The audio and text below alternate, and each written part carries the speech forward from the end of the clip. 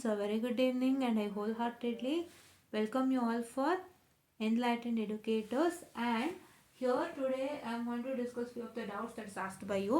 First of all, revaluation doubts ನಾನು ಹೇಳಿದ್ದೆ, ತುಂಬ ಸತಿ ಹೇಳಿದ್ದೀನಿ.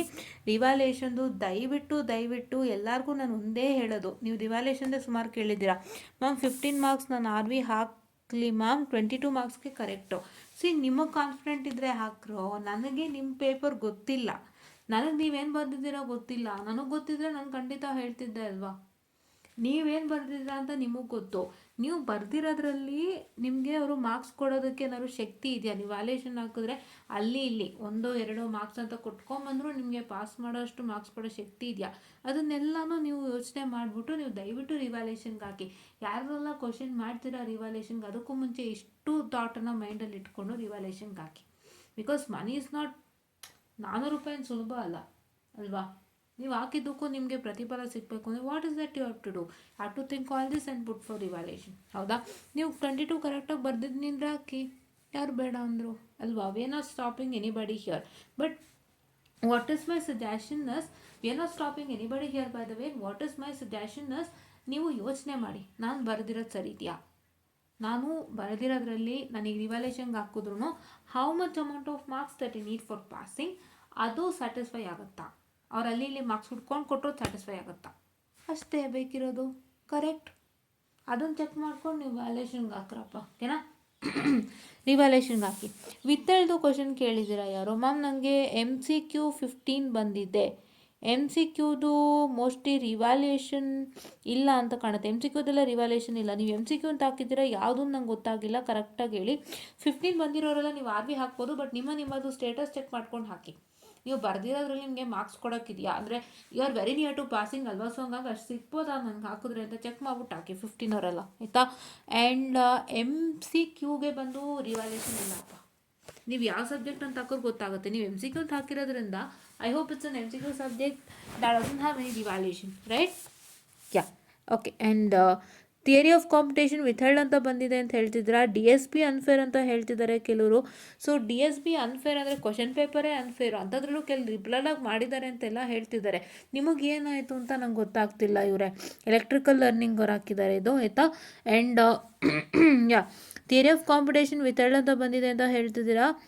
ಆ್ಯಂಡ್ 2022 4th ಸೆಮ್ ವಿಥಲ್ಡ್ ಇದೆ. 1 ಸೆಮ್ ಮುಗೀತು, ಇನ್ನೂ ಬಂದಿಲ್ಲ. ಕಾಲೇಜಿಂದ ಇಮೇಲ್ ಮಾಡಿದ್ದೀವಿ ಅಂತ ಹೇಳ್ತಾವ್ರೆ, ಅಷ್ಟೇ, ಏನೂ ಬಂದಿಲ್ಲ. ಏನು ಮಾಡಬೇಕು ಇದಕ್ಕೆ? ನೀವೇನು ಮಾಡಬೇಕು ಅಂದರೆ, ಈ ಥರ ಪ್ರಾಬ್ಲಮ್ಸ್ ಫೇಸ್ ಮಾಡ್ತಿದ್ದಾರೆ, ದಯವಿಟ್ಟು ಅನ್ವಿತ್ ಕಟೀಲ್ ಅಣ್ಣವ್ರಿಗೆ ಮೆಸೇಜನ್ನು ಹಾಕಿ. I'll request you to message Anvith Kateel ಅಣ್ಣಗೆ ಮೆಸೇಜ್ ಹಾಕಿ ನಿಮ್ಮ ಪ್ರಾಬ್ಲಮ್ಸ್ನ ಹೇಳ್ಕೊಳ್ಳಿ. ದಯವಿಟ್ಟು ಮೇಲ್ ಅನ್ನೋಕ್ಕಿಂತನೂ you can just text on Instagram and text it on WhatsApp, ಆಯಿತಾ. ವಾಟ್ಸಪ್ ನಂಬರ್ ಇದೆ, ಇನ್ಸ್ಟಾಗ್ರಾಮೇ ಈಸಿ. ನೀವು ಟೆಕ್ಸ್ಟ್ ಮಾಡಿ, ಇನ್ಸ್ಟಾಗ್ರಾಮಲ್ಲಿ ಟೆಕ್ಸ್ಟ್ ಮಾಡ್ಬಿಟ್ಟು ನೀವು ಪ್ರಾಬ್ಲಮ್ ಎಲ್ಲ ಹೇಳ್ಕೊಳ್ಳಿ, ಖಂಡಿತ ಸೊಲ್ಯೂಷನ್ ಸಿಗುತ್ತೆ, ಆಯಿತಾ.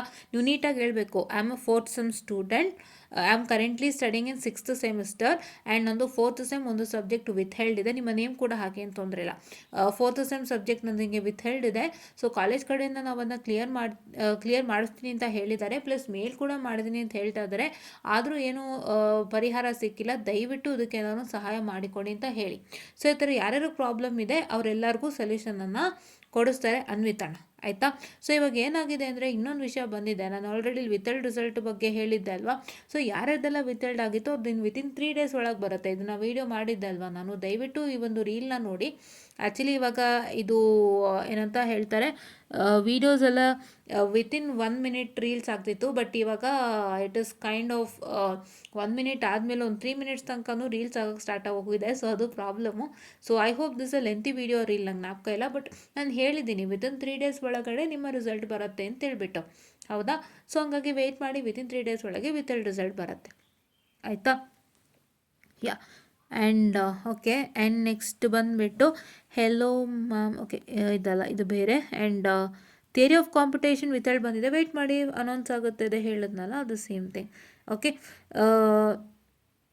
ಓಕೆ 15 ಬಂದಿದೆ, ಆರ್ ವಿ ಹಾಕ್ಲಾ. ಇಲ್ಲಾರೋ ಕಿಂಗ್ ವಿನ್ ಅವರು ಮೆಸೇಜ್ ಮಾಡಿದ್ದಾರೆ. Ma'am, all most students are failed in this subject, what happen? Fail marks is any changes ಅಂತ ಕೇಳಿದರೆ, ಯಾವ ಸಬ್ಜೆಕ್ಟ್ ಅಂತ ಹೇಳಿದರೆ ನಂಗೆ ಗೊತ್ತಾಗುತ್ತೆ ಇವರೇ. You have to tell with subject. Mostly ನೀವು ಡಿ ಎಸ್ ಪಿ ಬಗ್ಗೆ ಮಾತಾಡ್ತಿದ್ದೀರಾ ಅಂತ ಅಂದ್ಕೋತೀನಿ. ಡಿ ಎಸ್ ಪಿ ಆದರೆ ಅದು ಈಗ ಏನು ಗೊತ್ತಿಲ್ಲಪ್ಪ, ನೋಡೋಣ ನೀವು ಯಾವ ಸಬ್ಜೆಕ್ಟು ಅಂತ ಹೇಳಿದ್ರೆ ನಾನು ಹೇಳ್ಬೋದು ಮ್ಯಾಟರ್. ಆಯಿತಾ? ಎಲ್ಲ students, many of the students are failed in the subject ಅಂದರೆ ನಾನು ಏನು ಹೇಳೋಕ್ಕಾಗುತ್ತೆ, ಏನೂ ಹೇಳೋಕ್ಕಾಗಲ್ಲ ಅಲ್ವಾ. ಸೊ ನೀವು ಸಬ್ಜೆಕ್ಟ್ ನೇಮ್ ಹೇಳಿದಾಗ at least I can guide something ಅಲ್ವಾ. ಯಾ. ಆ್ಯಂಡ್ ಓಕೆ, ನೆಕ್ಸ್ಟ್ ಬಂದುಬಿಟ್ಟು ma'am clear this doubt. 2015 scheme IA average is 12 marks and external is 28 passing marks. Now we are writing 2018 scheme. How much should we score in external to pass and how will they consider IA marks? ಏನು ಗೊತ್ತಾ, ಇದು ನೀವು 2015 ಸ್ಕೀಮ್ನವರು, ನೀವು 2018ಗೆ ಬರೀತಾ ಇದ್ದೀರಾ. ಇಲ್ಲೇನಾಗುತ್ತೆ ಅಂದರೆ just ನಿಮಗೆ question paper 2018ಗೆ ಬರುತ್ತೆ ಅಷ್ಟೇ. ಬಟ್ ಬಿಟ್ಟರೆ IA ಮಾರ್ಕ್ಸ್ ಒಂದು ಪ್ರೋಸೆಸ್ ಆಗ್ಬೋದು, ಎಕ್ಸ್ಟರ್ನಲ್ ಆಗ್ಬೋದು, ಎಲ್ಲನೂ ಸೇಮ್ ಇರುತ್ತೆ. ಯಾವುದೇ ಥರ ಯೋಚನೆ ಮಾಡೋಕ್ಕೆ ಹೋಗ್ಬೇಡಿ. ಅಂದರೆ ನಿಮ್ಗವ್ರು ಏನು ಮಾಡ್ತಿದ್ದಾರೆ, 2018 ಸ್ಕೀಮ್ ಸಿಲಬಸ್ಗೆ ನೀವು ಪೇಪರ್ ಬರೀಬೇಕು ಅಂತ ಹೇಳ್ತಾ ಇರೋಂಥದ್ದು. It is that you have to write it in the syllabus of 2018 scheme. But the IA pattern and what I can say, the final marks will be the same. ಆಯಿತಾ? So ಇದು ವಿಷಯ. So I hope you got it cleared. IAದು pattern ಎಲ್ಲ complete same ಇರುತ್ತೆ. But you are writing for 2018 scheme. 2018 scheme ಅಂತ 2018 ಸಿಲಬಸ್ಸಿಗೆ ನೀವು, sorry for the distraction, 2018 ಸಿಲಬಸ್ಗೆ ನೀವು ಇದು ಎಕ್ಸಾಮ್ ಅಟೆಂಡ್ ಮಾಡ್ತೀರಾ ಅಷ್ಟೇ. ಆಯಿತಾ? ಇನ್ನೂ ಅಪ್ಡೇಟ್ಸ್ ಬೇಕು ಅಂದರೆ ನಾನು ನಾಳೆ ಕ್ಲಿಯರ್ ಮಾಡಿಕೊಡ್ತೀನಿ ಮತ್ತೆ ನೀಟಾಗಿ. ಆಯಿತಾ?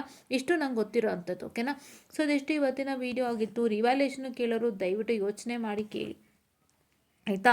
ನೀವು ಯೋಚನೆ ಮಾಡಿ ಫಸ್ಟು ಇದು ಮಾಡಿ, ಚೆಕ್ ಮಾಡ್ಕೋಬೇಕು ಫಸ್ಟು. ನಿಮಗೆ ಅದಕ್ಕೆ ಹೇಳಿರೋದು, ನೀವು first scheme of valuation check ಮಾಡ್ಕೋಬೇಕು.